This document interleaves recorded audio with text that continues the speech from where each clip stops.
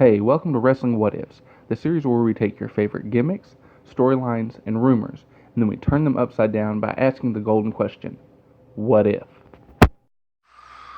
Welcome back.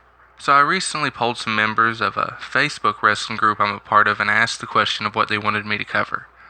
I got a few different suggestions, but honestly this one intrigued me the most. It's by far the largest what if I could endeavor upon, and therefore it's going to be covered in multiple episodes. This monumental project is, what if John Cena never joined the WWE? That's right. The man who is at the top of the mountain for over a decade is no longer a part of WWE history in our alternate timeline. And without a doubt, that's going to mean major changes. Now, if I was going to focus on every change and everything that Cena's been a part of in his tenure at WWE, we'd have hundreds of videos and you'd be just as bored of it as most fans are of him today. So with that in mind, I'm going to cover his World Championship reigns and major feuds along the way. That in and of itself is still going to be quite a large amount of information though. But with that being said, let's just jump right into it. Cena's first World Championship feud was with John Bradshaw Layfield. It's 2005 and JBL has been the champ for months. He's an egotistical heel and the locker room is light on worthy challengers. The main office is looking for someone who can take the reins and go, but they also need a star who has credibility and somebody that they can make the face of the company. Now there's not a lot to choose from at this time, especially in the SmackDown locker room. And not to say that there aren't big stars, just that most are not the young face that they need to build the brand around. Now the candidate I have in mind, he isn't exactly young, but he can definitely handle the main event push and he's been proven in our universe. Now this storyline would pick up somewhere around the Royal Rumble with JBL doing his typical heel gimmick and going on about how there's no one worthy of challenging him for the title. The lights go out and then you hear it. You think you know me? Boom, it's Edge. He's jumped from Raw to SmackDown to challenge for the title. Now in our world, before Taboo Tuesday, Edge was a face for the most part. So there's not going to be any problem with any kind of turns. And with Raw being heavily involved in the Triple H is the most dominant ever storyline, they could afford to lose Edge to the Blue brand. Edge makes sense for multiple reasons. He can put on amazing matches, he's got a good history with the company, they know he's not going to pull a Lesnar and jump ship while being champion. And the fans are going to cheer, especially when he's going up against JBL. Edge, of course, he's going to win against JBL at WrestleMania 21, and he can go on as the top face champion for the rest of 2005. That's going to open him up for feuds against a heel Undertaker, heel Big Show, and heel Kurt Angle, all three of which are going to be good shows and even better matches. They could even replace the Survivor Series Team Orton versus Team Triple H with a blue versus red angle with Edge leading the SmackDown team. You may ask yourself, if Edge is in Cena's spot, then who's going to be the heel he faces in the beginning of 2006 for the title? Who wins the inaugural Money in the Bank ladder match? Well, I got an answer for you. Christian. Yep, Captain Charisma himself. Heel Christian versus a face Edge is good TV. Now they have history that can play into the story, and they both work well as a team and against each other. We all know that Christian was ready for a main event push way before he even got one, and this is a rivalry that could go all the way to WrestleMania 22.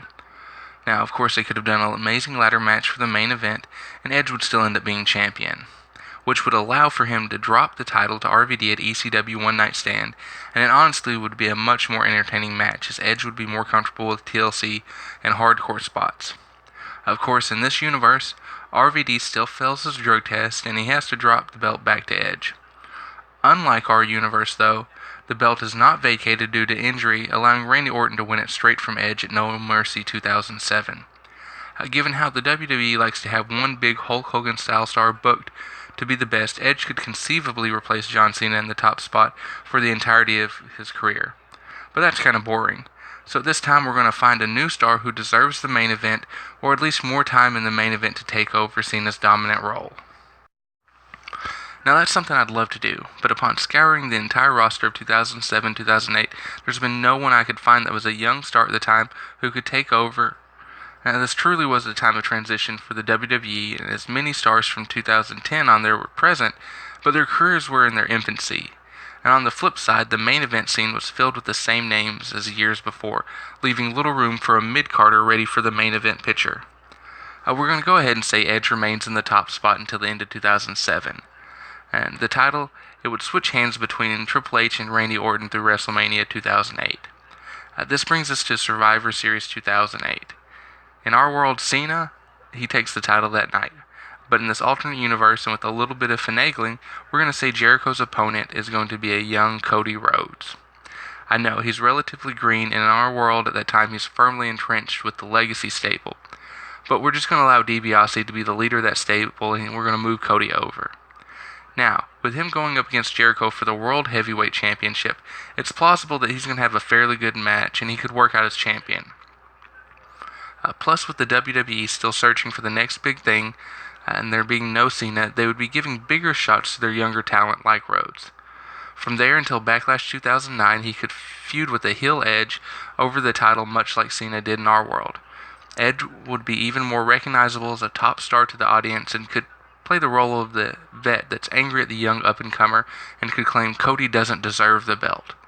This would also cement Cody as a top name and possibly keep him from that mid-card languish he had during the time.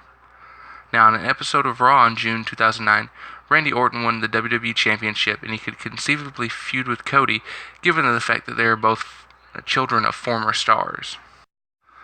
Cody and Randy could swap the title back and forth from breaking point to bragging rights, much like in our world.